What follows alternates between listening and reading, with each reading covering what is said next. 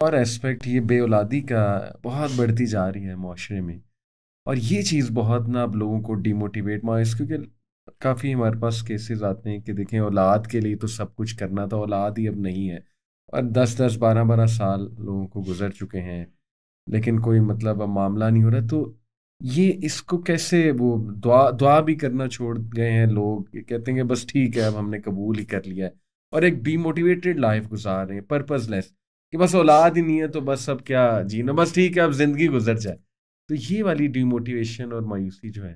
دیکھیں اولاد تو اللہ کے ہاتھ میں ہے۔ صحیح۔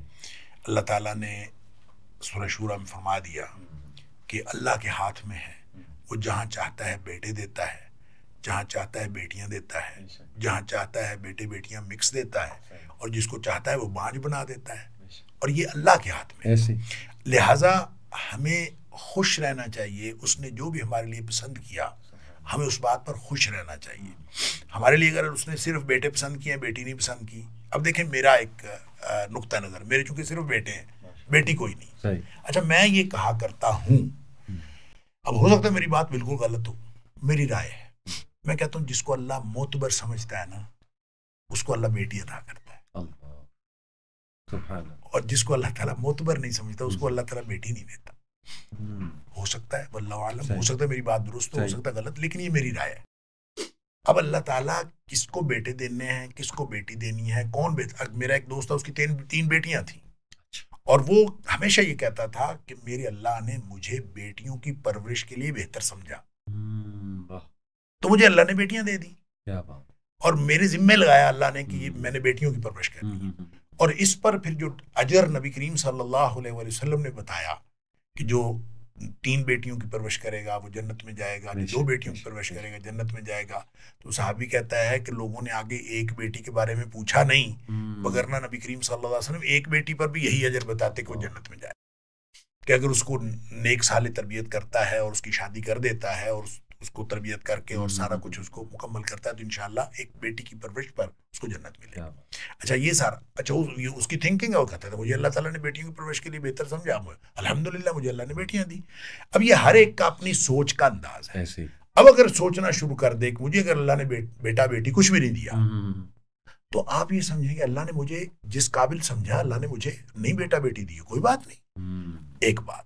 دوسری بات کہ اللہ سے مانگنا منع نہیں ہے، اللہ سے دعا کی جا سکتی ہے، اور ہمیں تو قرآن نے بڑا واضح بتایا کہ ابراہیم نے بھی اللہ سے مانگا، زکریا علیہ السلام نے اللہ سے مانگا، اور جب مانگا تو اچھا مانگا تو کیسے پتا چلا، اب نبی تھے حضرت زکریا علیہ السلام، لیکن کیسے خیال آیا کہ میں مانگ لوں؟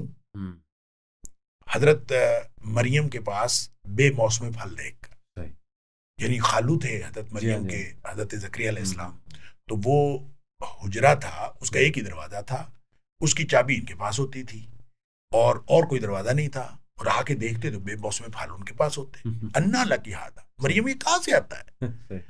اور انہوں نے کہا اللہ کی طرف سے آتا ہے۔ سوچا کہ یہ جو بے موسم پھل اس کو دے سکتا ہے اللہ، تو وہ مجھے بڑھاپے میں اولاد بھی دے سکتا ہے، تو مانگ لیا اللہ سے۔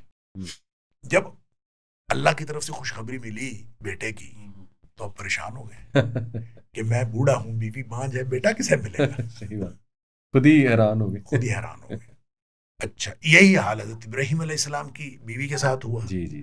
اچھا اب جو یہاں زکریا علیہ السلام کا جو تذکرہ اللہ نے جہاں بھی کیا ہے، میں یہاں پہ ایک علاج بتانا چاہتا ہوں لوگوں کو کہ اللہ کریم نے قرآن میں جہاں کہیں زکریا علیہ السلام کے اس بیٹے کا ذکر کیا ہے اور اولاد کا ذکر کیا ہے، اور حضرت زکریا کی اس حیرت کا ذکر کیا ہے کہ میں بوڑھا ہوں، میری بیوی مان جائے، میں کیا کروں، ہر مقام پر اللہ نے یہ حکم دیا ہے کہ وَسَبِّحْ بِالْعَشِيِّ وَالْإِبْكَارِ، صبح و شام اللہ کی تسبیح بیان کر، اور اس سے جو ہے مفسرین نے یہ نقطہ نکالا ہے، اور میں یہ سمجھتا ہوں یہ قرآن کا بیان ہے اور یہ بالکل درست ہے کہ جہاں بے اولادی ہے نا ان کو صبح و شام ایسے اذکار کرنے چاہیے جس میں تسبیح ہے، سبحان اللہ کہیں، سبحان اللہ و بحمدہ کہیں، سبحان اللہ و بحمدہ سبحان اللہ العظیم کہیں، سبحان اللہ و بحمدہ عدد خلقہ و رضا نفسہ و زینت عرشہ و مداد کلماتہ،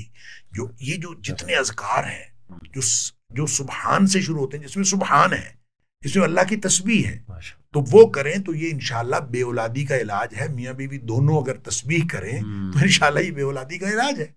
صبح و شام کریں. تو میں نے اس پہ جو ہے نا 6-7 چیزیں بنائی ہوئی ہیں.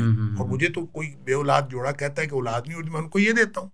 میں کہتا ہوں کہ آپ یہ 6-7 چیزیں ہیں، یہ پڑھا کرو اور صبح و شام اس کا ذکر کیا کرو. اور یہ قرآنی علاج ہے بے اولادی کا. بالکل کہ آپ تسبیح کریں گے تو انشاءاللہ وہ نقص دور ہو جائے گا اور اللہ تعالیٰ اولاد دے دے گا. اچھا، یہ تو ہے ایک بات جو اس کی روحانی سائیڈ ہے، یا اس کو جو ہم شرعی طور پر دیکھتے ہیں. لیکن جو دوسرا اس کا حصہ ہے نا، جو اس کو ہم فزیکلی دیکھیں تو ہمارے جو حالات ہیں نا، آج کل ساری نسل وہ فاسٹ فوڈ پہ اور جنک فوڈ پہ چل رہی ہے. اور جنک فوڈ جو ہے اصل میں ہماری صلاحیتوں کو ختم کر رہی ہے. بالکل، چاہے وہ لڑکے ہوں چاہے لڑکیاں ہوں. جی. اور اس نے جنک فوڈ نے ہمارے بچے بچیوں کو ان کے اندر یہ صلاحیت ختم کر دی ہے، یا قریب الاختتام ہے. بالکل. اس لیے جو ہے بے اولادی بڑھتی جا رہی ہے. اور اگر بچے جو ہیں دیکھیں، صرف جو خوراک بہتر کرنا اور خوراک بالکل سادہ اور غذائیت والی خوراک لینا. گھر کے اندر روٹی سالن پکتا تھا ہمارے بچپنے میں، تو وہی سب لوگ کھاتے تھے. جی. اور جس کو سالن اچھا نہیں لگتا تھا تو وہ لسی میں مرچیں ڈال کے کھا لیتا تھا. مطلب اس علاوہ آپشن کوئی نہیں. اور میکسیمم جو عیاشی ہوتی تھی وہ یہ ہوتی تھی کہ عصر کے وقت جو ہے وہ دانے بنوا لیے جاتے تھے کڑھائی سے، اور وہ کبھی مکئی کے دانے، کبھی چنے کے دانے، کبھی چاول کو اس کے ساتھ شامل کر دیے، اور یہ دانے بنوا کے ہر چیز میں غذائیت، ہر چیز غذائیت والی. تو آپ اگر روٹی کھائیں گے، جو بھی چیز گھر میں پکی ہے وہ کھائیں، خالص غذا کھائیں.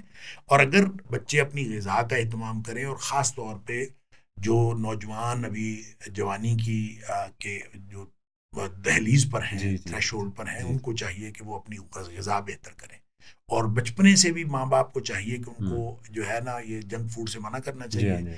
تو بہت کم کریں اس کو. اور غذائیت پہ جو لوگ اپنا اہتمام کریں گے تو میرا خیال ہے انشاءاللہ. ایک دوسرا فزیکل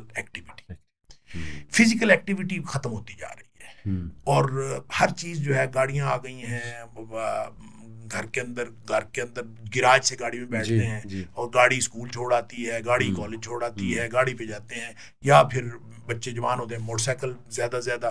اور اس کے علاوہ یعنی فزیکل ایکٹیویٹی ختم ہوتی جا رہی ہے. یہ دونوں باتیں ہیں جس نے بے اولادی کو زیادہ کیا ہے. اور اگر بچے نوجوان ان دونوں باتوں کا اہتمام کریں، اپنی غذا اچھی کریں اور اپنی جو فزیکل ایکٹیویٹی بہتر کریں، تو حالات بہتر ہو سکتے ہیں. میں عرض کروں 2-3 کیسز تو ہماری فیملی میں میرے سامنے ہوئے ہیں. اچھا. کہ آپ جا کے مشورہ کرتے ہیں لیڈی ڈاکٹر کے ساتھ کہ یہ مسئلہ ہے، تو وہ صرف ایکسرسائز بتاتی ہیں. ایسی کچھ بھی نہیں. وہ کہتے ہیں تھوڑا سا ویٹ لوز کریں، تھوڑی سی ایکسرسائز کریں، آپ کو کچھ نہیں ہے، تو آپ کنسیو کر لیں گی، کوئی مسئلہ نہیں ہے. تو ایسا ہو جاتا ہے. لہٰذا اس کا مطلب یہ ہوا کہ اپنی فزیکل فٹنس کا خیال رکھیں، لڑکا بھی لڑکی بھی، اور ساتھ اپنی غذا کا خیال رکھیں. اور دوسرا اللہ پر اعتماد رکھیں، اللہ سے مانگتے رہیں. اور تسبیح جس میں اللہ تعالیٰ کی پاکیزگی کا بیان ہے، اس کو کریں تو انشاءاللہ یہ بے اولادی ختم ہو سکتی ہے، اور اللہ تعالیٰ اولاد عطا فرما دے گا. شیخ ماشاءاللہ آپ نے بالکل